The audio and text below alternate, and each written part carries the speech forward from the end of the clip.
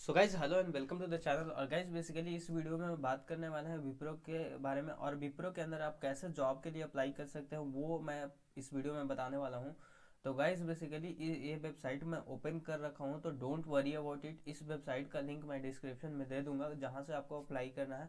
तो गाइज सबसे पहले जान लेते हैं कि इसका एलिजिबिलिटी क्राइटेरिया क्या है एंड प्रोसेस क्या है, वो सारा कुछ है इस वीडियो में हम लोग डिस्कशन करने वाले हैं। एंड साथ ही गाइज जो ऑलरेडी मेरे वीडियोस को देखते हैं उन लोगों को, कुछ मेरे सब्सक्राइबर को डाउट ये हो रहा था कि क्या मैं लास्ट टाइम जब विप्रो का ये वैकेंसी आया था तो मैं अप्लाई किया था, तो क्या मैं फिर से अप्लाई कर सकता हूँ। तो इसके रिगार्डिंग गाइज एक बहुत ही बोल सकते हो कि एक न्यू अपडेट आया है।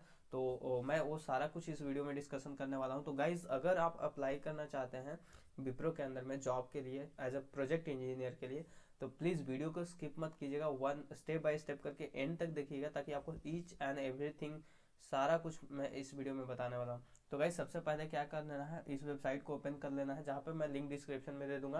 गाइज सबसे पहले आपको वेबसाइट को ओपन नहीं करना है, प्लीज़ वीडियो को देखने के बाद आप ओपन कीजिएगा, बिकॉज कि अगर आप मिस्टेक कर देंगे तो मे भी शायद आपको प्रॉब्लम हो सकता है, मे भी आपको एग्जाम के लिए लिंक ना आए। तो इसलिए मैं बोल रहा हूँ प्लीज़ वीडियो को देखिएगा। तो गाइज वीडियो को स्टार्ट करते हैं।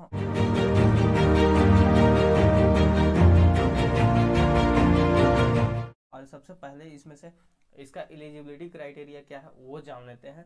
तो गाइज सबसे पहला एलिजिबिलिटी क्राइटेरिया में आ जाता है आपका क्वालिफिकेशन। तो क्वालिफिकेशन में आपका क्या होना चाहिए, बी एंड बीटेक का डिग्री होना चाहिए। अगर आप bachelor of engineering and bachelor of technology किए हैं, ये कंपलसरी डिग्री है, तो आप इस जॉब के लिए अप्लाई कर सकते हैं। इसके अलावा अगर आपके पास एम या एम टेक 5 इयर्स का इंटीग्रेटेड कोर्स है तो भी आप इस जॉब के लिए अप्लाई कर सकते हैं। Okay, now guys full time course recognise by the central government होना चाहिए, नो पार्ट टाइम होना चाहिए, और डिस्टेंस लर्निंग नहीं होना चाहिए। तो गाइज ये प्रॉब्लम बहुत ज़्यादा लोगों को आती है, क्योंकि गाइज कुछ लोग क्या करते हैं, अपना डिग्री जो है वो बी या बीटेक वो डिस्टेंस लर्निंग से कर लेते हैं या पार्ट टाइम कर लेते हैं। तो ऐसे लोग प्लीज़ आप अप्लाई नहीं कीजिएगा, बिकॉज कि अगर आप अप्लाई कर जाते हैं सिलेक्शन प्रोसेस में भी आप क्वालिफाई भी कर जाइएगा, आपका सिलेक्शन प्रोसेस भी होने लगेगा, बट आप बैकग्राउंड वेरिफिकेशन में या इवन ज्वाइनिंग के बाद भी आपको कंपनी से निकाल दिया जा सकता है। तो गाइज प्लीज़ आप ऐसा नहीं कीजिएगा। एंड गाइज टेंथ का एलिजिबिलिटी क्राइटेरिया एंड की बात की जाए, तो टेंथ एंड 12 की बात की जाए तो नॉर्मली है आपका, सॉरी ये guys no part time and like.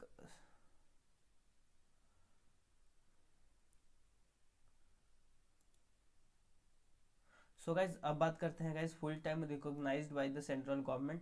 So guys यहाँ पे बेसिकली कुछ लोग क्या गलती करते हैं, यहाँ पे बहुत ज़्यादा लोगों को प्रॉब्लम आती है। कुछ लोग क्या करते हैं कि जो अपना 12 का डिग्री है एंड 10 का डिग्री पार्ट टाइम या डिस्टेंस लर्निंग से करते हैं। तो ऐसे अगर आप डिस्टेंस लर्निंग से किए हैं तो प्लीज़ आप नहीं इस जॉब के लिए अप्लाई कीजिएगा, क्योंकि इन द आपका सिलेक्शन भी हो जाएगा, सिलेक्शन होने के बाद आपका प्रोसेस भी हो जाएगा, but at the time of background verification आपको रिजेक्ट कर दिया जाएगा। तो प्लीज़ आप इस अगर आपने डिस्टेंस लर्निंग से अपना 12 और 10th किया है तो प्लीज़ आप इस जॉब के लिए अप्लाई नहीं कीजिएगा। नाउ गाइस बात कर लेते हैं कि ऑल ब्रांचेस। तो अगर आप fashion technology, textile engineering, agriculture and food technology से किया है तो भी आप इस जॉब के लिए एलिजिबल नहीं है। नाउ गाइस बात करते हैं कौन कौन ईयर पासिंग ईयर अप्लाई कर सकते हैं। तो सबसे पहले 20 बैच जो कि 20 में ही पास आउट हुए थे वो लोग भी अप्लाई कर सकते हैं। 21 में जो पास आउट हुए हैं वो भी अप्लाई कर सकते हैं। एंड 22 जो कि अभी अपेयरिंग में है 7 सेमेस्टर में, तो वो भी अप्लाई कर सकते हैं।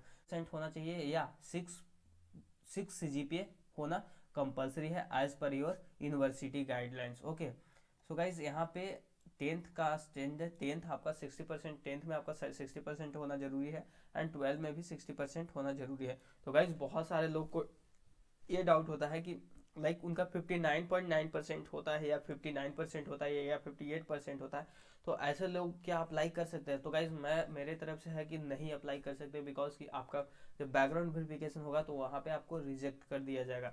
एंड नाउ गाइज बात करते हैं एज लिमिट की। तो एज लिमिट आपका 25 है, 25 से ज़्यादा अगर एज आपका हो रहा है तो आप इस जॉब के लिए अप्लाई नहीं कर सकते हैं। लास्ट डेट इसका क्या है, 31 जनवरी 22 लास्ट डेट है। इसके बाद आप इस जॉब के लिए अप्लाई नहीं कर सकते हैं। Online assessment to be communicated, आपका जो भी असेसमेंट जो होगा ना, जो एग्ज़ाम होगा वो आपका ऑनलाइन होगा। ओके। तो गाइज इसके लिए आपको मेल आएगा, तो वो फर्दर प्रोसेस है, तो उसके लिए आपको अभी वरी करने की ज़रूरत नहीं है। अब इवोल्यूशन प्रोसेस की बात कर लेते हैं। तो इवोल्यूशन प्रोसेस में बेसिकली होता क्या है गाइज, तो सबसे पहले रजिस्ट्रेशन जो कि अभी आप करने वाले हो, उसके बाद इवोल्यूशन प्रोसेस में रजिस्ट्रेशन के बाद क्या होता है, आप जॉब के लिए अप्लाई करते हो, उसके बाद आपको असेसमेंट होता है, जिसमें normally basics pattern basics question पूछे जाते हैं, लाइक एप्टीट्यूड होता है, ऐसे राइटिंग होता है, एंड रीजनिंग होता है, वर्बल इंग्लिश होता है, एंड दो कोडिंग क्वेश्चंस होते हैं। तो अगर गाइज ये बेसिक पैटर्न इसके बारे में आपको ऑलरेडी पता होगा, होप सो। अगर नहीं पता है तो इस पर मैं स्पेसिफिक एक वीडियो बनाऊंगा इसके सिलेबस को लेकर। तो गाइज असेसमेंट होने के बाद अगर आप असेसमेंट को क्लियर कर लेते हैं, तो गाइज यहाँ पे बिजनेस डिस्कशन राउंड होता है, ओके। उसके बाद आपको ऑफर लेटर है, ऑफर लेटर फाइनली मिलता है। जैसे ऑफर लेटर को एक्सेप्ट करते हैं, उसके बाद आपका ज्वाइनिंग होता है। इस बीच में कुछ कुछ और भी प्रोसेस होते हैं, जो कि छोटे छोटे प्रोसेस होते हैं, वो मेरे चैनल पे ऑलरेडी वीडियोज पड़े हुए हैं, तो प्लीज़ आप वहाँ से मेरे विप्रो का Q&A प्लेलिस्ट को फॉलो कर सकते हैं। नाउ गाइज आप बात करते हैं कंपनसेशन फ्लो को, कि कितना मतलब अमाउंट मिलने वाला है। तो एक्साइटिंग अपॉर्चुनिटी एंड ग्रोथ अगर बात की जाए, तो योर जर्नी बिगिंस यहाँ पे होता है। जर्नी बिगिंस गाइज विप्रो इस चीज़ को बहुत अभी अपडेट की है। प्रीवियस जितने बैच भी विप्रो में ज्वाइन किए हैं उनको ज्वाइनिंग बोनस नहीं मिला है, बट 22 बैच से अभी जो लोग भी ज्वाइनिंग कर रहे हैं उनको ज्वाइनिंग बोनस भी मिल रहा है। तो it is a good thing guys, ये विप्रो की तरफ से अपडेट है। एंड नेक्स्ट ईयरली इंक्रीमेंट भी होता है इस कंपनी में, एंड मर्ज बोनस भी आपको मिलता है। ये आप ज्वाइनिंग करते हैं तो उसका सारा कुछ मेल आ जाता है, तो ये इस रिगार्डिंग आपको ज़्यादा वरी करने की ज़रूरत नहीं है। नाउ गाइस बात करते हैं ज्वाइनिंग कंपनसेशन के बारे में। तो कितना का सैलरी आपको मिलने वाला है, तो 3,50,000 यानी 3.5 LPA का आपका सैलरी होने वाला है, ओके। नाउ गाइस बात कर लेते हैं flat bonus 6 month from the joining 25,000, ये आपको ज्वाइनिंग बोनस मिलता है, ओके। नाउ गाइस बात कर लेते हैं रेगुलरली, ये नॉर्मली दिया हुआ है, लाइक इसके बारे में जो यहाँ पे बताया है, जो कि मैंने बताया। तो गाइज यहाँ पे ज्वाइनिंग कंपनसेशन में आपका देखिए यहाँ पे 3.5 LPA, एंड ज्वाइनिंग बोनस में second 25,000, and then regular yearly increment के बारे में बताया गया है। एंड मर्ज्ड बोनस जो आपको मिलता है वो आपको बाद में जब ज्वाइनिंग करते हो, तो अभी इसके बारे में उतना सोचने की ज़रूरत नहीं है, इसको आप एक्सेप्ट या रिजेक्ट भी कर सकते हो, इसमें कुछ टर्म एंड कंडीशंस अप्लाई होते हैं, okay. Now guys additional information की बात की जाए, तो एडिशनल क्राइटेरिया वो देखना बहुत इंपॉर्टेंट है, यही बहुत ज़्यादा लोगों को डाउट हो रहा था। तो उसमें क्या है, नॉर्मली कंपनसेशन पर एनम आपको मैंने बता दिया। डेजिग्नेशन आपका क्या होगा, प्रोजेक्ट इंजीनियर का होने वाला है, जिसमें आपको ये बेसिकली प्रोजेक्ट इंजीनियर का मतलब कि आपको किसी पर्टिकुलर प्रोजेक्ट दे दिया जाएगा उसमें टीम में, एंड उस पर आपको जो भी प्रोजेक्ट का काम होगा डेवलपमेंट का, या फिर जो भी प्रोफाइल पे आपका सिलेक्शन हुआ है, एंड उसका काम दिया जाएगा। सर्विस एंड एग्रीमेंट होगा गाइज, यहाँ पे ये इंपॉर्टेंट है गाइज, इस चीज़ को ध्यान दीजिएगा।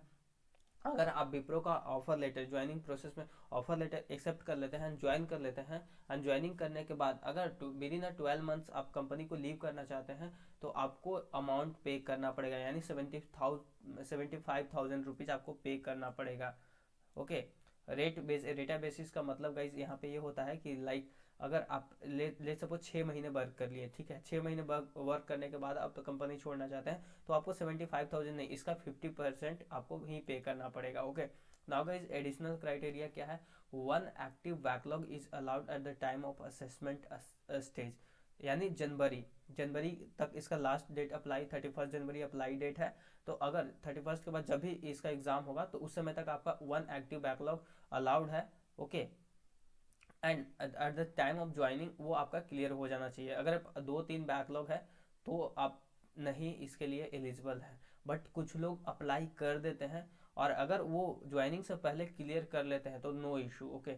नाउ गाइस मैक्सिमम 3 इयर्स का गैप अलाउड है। अगर 10th एंड ग्रेजुएशन के बीच में, लाइक बीटेक के बीच में अगर 3 इयर्स का एजुकेशन गैप है, तो आप इसके लिए एलिजिबल हैं। नाउ गाइस बात कर लेते हैं, ये बहुत ज़्यादा प्रॉब्लम हो रहा था, candidate who participate in any selection process held by Wipro in last 6 months is not eligible। तो गाइज ये बहुत ज़्यादा लोगों को प्रॉब्लम आ रही थी। तो इसका मतलब होता है गाइज कि अगर लेट सपोज 6 मंथ पहले आपने विप्रो का एग्ज़ाम दिया था, उसमें आपका सिलेक्शन हो गया था, आपने एग्ज़ाम क्वालिफाई कर लिया था, आपका प्रोसेस हुआ, लाइक आपका इंटरव्यू हुआ, तो वो आपका क्या होता है, एक यू नो सिलेक्शन प्रोसेस होता है। आप सिलेक्शन प्रोसेस में चले गए, ओके। अगर आपका इंटरव्यू हो गया है, आप इंटरव्यू में फेल कर गए हैं, इंटरव्यू आप नहीं क्वालिफाई किए हैं, तो विद इन 6 मंथ में, लास्ट 6 मंथ में, तो आप इस जॉब के लिए एलिजिबल नहीं है। नाउ गाइस बात कर लेते हैं वैसे लोग जो इनका क्वालिफाई नहीं किए हैं। ओके, क्वालिफाई इंटरव्यू नहीं किए हैं, लाइक एग्जाम, सॉरी, वो एग्जाम ही नहीं क्वालिफाई किए, तो वैसे लोग अप्लाई कर सकते हैं। नाउ गाइस बात कर लेते हैं सेकंड थर्ड क्राइटेरिया के बारे में। तो थर्ड क्राइटेरिया कुछ नहीं है, बेसिक चीज़ है। अगर आप you should be Indian citizenship होना चाहिए, इंडियन तो सभी लोग हैं। अगर भूटान और नेपाल से आप बिलोंग करते हैं तो need to submit their citizenship certificate आपको सबमिट करना है, जो कि बेसिक चीज़ है। अगर कैंडिडेट आर एलिजिबल टू रीज रजिस्ट्रेशन ओनली आफ्टर 90 days और 3 months from the Wipro prior assessment given. However, we are inviting candidate for online assessment at Wipro discretion. तो गाइज यहाँ पे जैसे कि मैंने बताया कि अगर आप बिजनेस सिलेक्शन प्रोसेस में अगर आप चले गए हैं तो आप 6 मंथ पहले अगर आप 6 तक आप अप्लाई नहीं कर सकते हैं। अदरवाइज अगर सिर्फ आपने असेसमेंट दिया है, आप वहाँ पे असेसमेंट नहीं क्वालिफाई कर किए थे, तो अगर आप 3 महीने पहले दिए थे तो आप इस चीज़ के इस जॉब के लिए एलिजिबल है। अगर आप 3 महीने पहले नहीं, 2 महीने पहले दिए थे तो आप इस चीज़ के लिए एलिजिबल नहीं है। तो होप सो गाइज कि लास्ट टाइम 3 मंथ्स पहले आया था तो आप सभी एलिजिबल हैं। तो गाइज नाउ लास्ट क्राइटेरिया है गाइज कि eligible candidate will be invited in batch for the assessment. आपको बैच बाई बैच करके एग्जाम होगा, तो आप लोग को जैसे कि मैंने बताया था कि वो ईमेल के थ्रू वो लोग आपको मेल करते हैं एंड प्रोसेस करते हैं आपको एग्जाम असेसमेंट के लिए। तो गाइज इसको अप्लाई कैसे करना है, तो अप्लाई करने की बात रहा तो नॉर्मली यहाँ पे इस वेबसाइट को ओपन कर लेना है। ओपन करने के बाद यहाँ रजिस्टर्ड नाउ पे क्लिक करना है। सो गाइज रजिस्टर्ड नाउ पे जैसे ही क्लिक करेंगे तो यहाँ पे ये वेबसाइट ऐसा कुछ इस तरीके से ओपन हो जाएगा। ओके, सो गाइज यहाँ पे देख सकते हैं एलिट नेशनल टैलेंट हट यहाँ पे दिखा रहा है। तो विप्रो एलटीडी पैन इंडिया, और जो जॉब लोकेशन आपका होगा गाइज वो पैन इंडिया होगा। ओके, आपको इंडिया में कहीं भी जहाँ जहाँ विप्रो का ऑफिस है वहाँ पे आपको दिया जा सकता है। ओके, एंड जॉब डिस्क्रिप्शन यहाँ पे पढ़ सकते हैं, जो कि ऑलरेडी वहाँ पे मैंने पढ़ा, वो आपको बता दिया। ये सारा कुछ यहाँ पे दिया हुआ है, पासिंग ईयर्स वगैरह सब कुछ दिया हुआ है। All branches are allowed except, सिर्फ ये अगर आप फूड टेक्नोलॉजी वगैरह से की हैं तो आप नहीं अलाउ हैं। ओके, सो गाइज ये बेसिक्स जो मैंने बताया वही सारा कुछ दिया हुआ है। तो प्लीज़ यहाँ पे अप्लाई नाउ पे क्लिक कीजिएगा। तो अप्लाई नाउ पे जैसे ही क्लिक करेंगे तो यहाँ पे सुपर सेट का आपको अकाउंट अगर नहीं है तो आपको बना लेना है, अगर है ऑलरेडी तो जस्ट लॉग इन करके एंड अप्लाई पे क्लिक कर देना है। एंड गाइज ये बहुत ही बेसिक चीज़ है, अगर आप बीटेक भी किए हैं तो होप सो कि इतना तो आप कर ही सकते हैं। तो गाइज अगर फिर भी कोई डाउट रहा इस वीडियो से तो प्लीज़ आप कमेंट सेक्शन में लीव कर दें आप अपना कमेंट कि एम आई एलिजिबल और नॉट। जो भी डाउट आपको रहा तो मैं आपको जल्दी से जल्दी रिप्लाई कर दूंगा। अगर गाइज वीडियो अच्छा लगा हो, आपके लिए हेल्पफुल साबित रहा हो, तो प्लीज़ इसको अपने कॉलेज के ग्रुप में शेयर कर दीजिए, ताकि आपके सारे दोस्त जो इस जॉब के लिए अप्लाई कर सकते हैं। गाइज एक चीज़ और इसमें मैं बता दूं, कुछ लोगों को क्वेश्चंस आती है, तो गाइज इसके बारे में ज़रूर आप एक बार पढ़ लीजिएगा। ये होप सो आपको बताने की ज़रूरत नहीं पड़ेगा, बहुत ही बेसिक चीज़ है। ओके, तो इसको पढ़ लीजिएगा। एंड गाइज प्लीज़ वीडियो को शेयर कर देना ताकि मेरा हेल्प हो जाए एंड आपके दोस्त का हेल्प हो जाए, वो अप्लाई कर सके। तो thank you so much guys for watching this video. And please अगर चैनल को सब्सक्राइब नहीं किया तो सब्सक्राइब कर दो, ऐसे ही अपडेट आने के लिए। अगर फर्दर प्रोसेस में किसी भी विप्रो के किसी भी प्रोसेस में अगर आपको कोई प्रॉब्लम आता है तो उसमें मैं हेल्प करूंगा। ओके, तो प्लीज़ सब्सक्राइब कर देना एंड लाइक कर देना। ओके, सो गाइस मिलते हैं नेक्स्ट वीडियो में। Thank you so much, bye bye, have a nice day and तब तक के लिए स्टे सेफ, बाय।